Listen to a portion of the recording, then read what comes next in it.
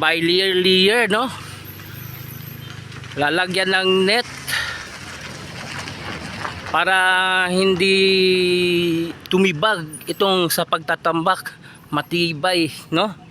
Ito po yun no, nakikita po natin unti-unti na pong nabubuo itong Ulas flyover. Ito yung rampa patungong Catalonia Pequeño, Bukidnon Road no.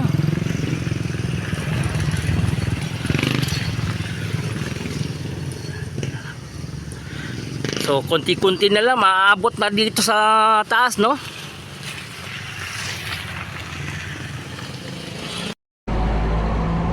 안녕하세요 여러분, 잘 지냈어요?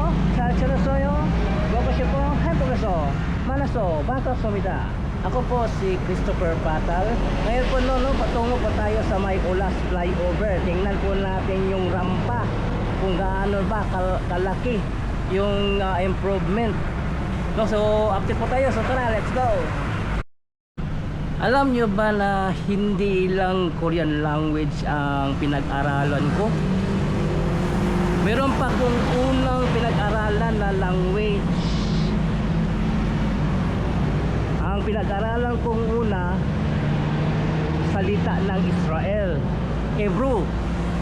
Gusto nyo example? For example, pakilala. Shalom ani naim miod tris liaker ota. So ngayong hapon no, patungo po tayo sa may Ulas flyover. So tingnan po natin yung rampa, kung gaano na ba kalaki yung pinatong nila na modular blocks. Tingnan po natin no. Pero bago ang lahat, daanan mo natin itong Matina Crossing sa likod lang ng Talumo Police Station. Itong Arroyo Kumpan ba ito? Parang lahat ng mga bahay dito ay dinimolish no. So titingnan po natin. So ito po yung nakikita ninyo na merong bakod ng container. Ito po yung area, ang likod po nito may mga bahay, dinimolish na po yun dito. Alamin po natin kung bakit. Pati din dito, ito may bakod na scene at saka meron ding container. Malapit lang sa tulay, patawid ng bangkal. So ito po yung na-demolish na mga bahay sa likod lang ng Talumos Police Station no. Itong Arroyo Compound. So nakikita po natin ganito yung kalaki, ang kalawak ng lupa dito. Ang daming bahay natanggal dito yan oh. So napapalibutan pala siya ng sapa itong lugar na ito. Parang yung sapa dito yung naka letter S, zigzag. Yan oh, kita po natin. So dati maraming bahay dito, pero ngayon wala na. 0-0 na yung bahay dito, nag-alisan na.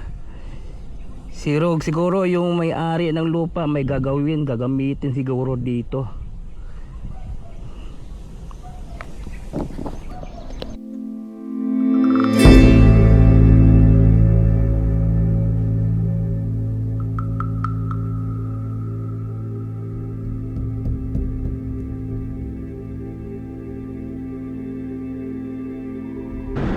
So ngayon naman no, patungo tayo sa may Ulas. So tingnan po natin yung landing site ng flyover banda sa may Catalonia Pequeño, Bukidnon Road.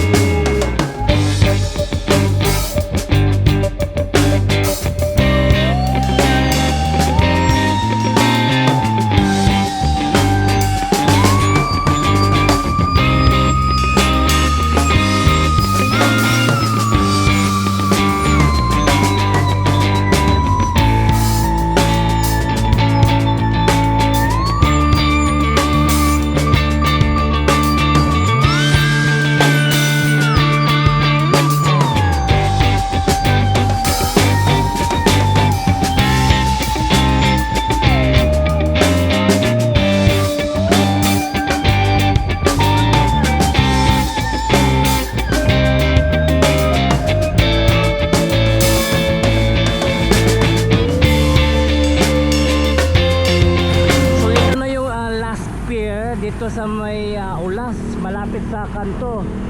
So may mga bakal na sa taas nito, no? Pero na. At itong dito naman sa patawid, kumpleto na yung girder dito, kumpleto na, oh. May patong na isa, kumpleto siya. So nakikita po natin unti-unti nang nabubuo itong flyover Ulas.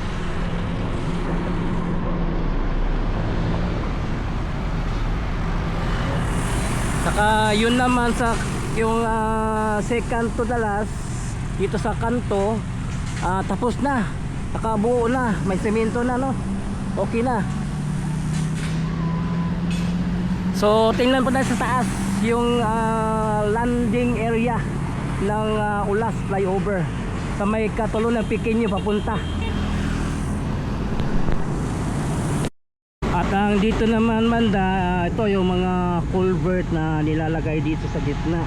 Kasi yung kalsada dito may semento na 2 lanes, no? So dito na naman nila aayusin, tatabahuin ito dito banda, no?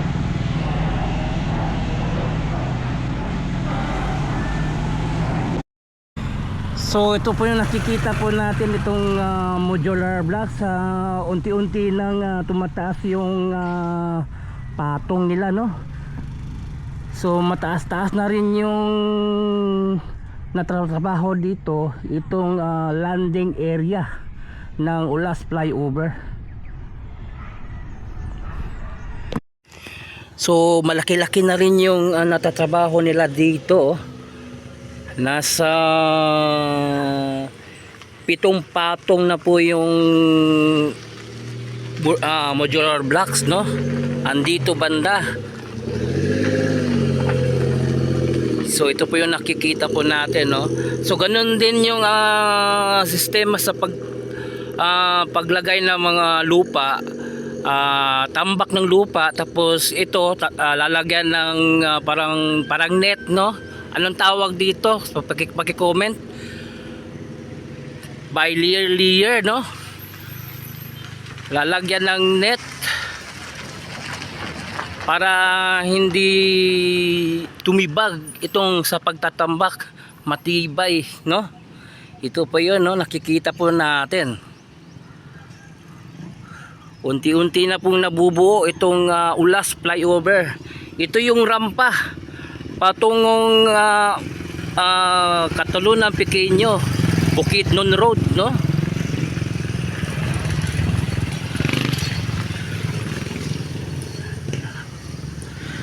So konti-konti na lang maaabot na dito sa taas, no?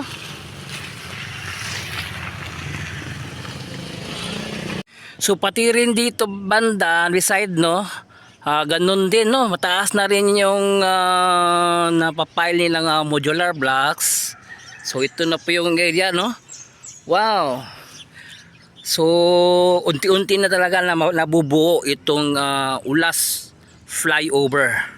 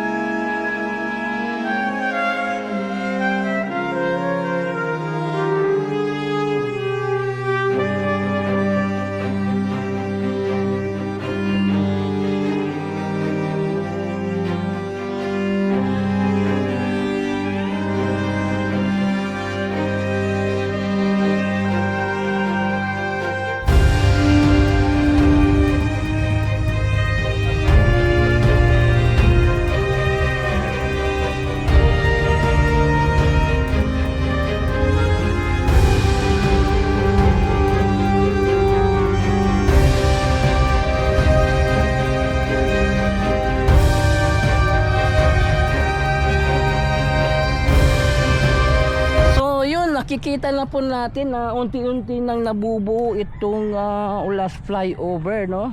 So nakikita po din ang laki-laki na natatambak nila dito. Ito yung rampa, no, ng Ulas galing dito sa Katulon ng Pequeño. Yun, no? So hanggang dito lang yung update natin yun. So please subscribe to my channel, Crispy Core TV. I-follow po ng akong Facebook page, Crispy Core FB. So thank you for watching. Kamsahamnida, annyeong, and God bless you all. Sarangheyo.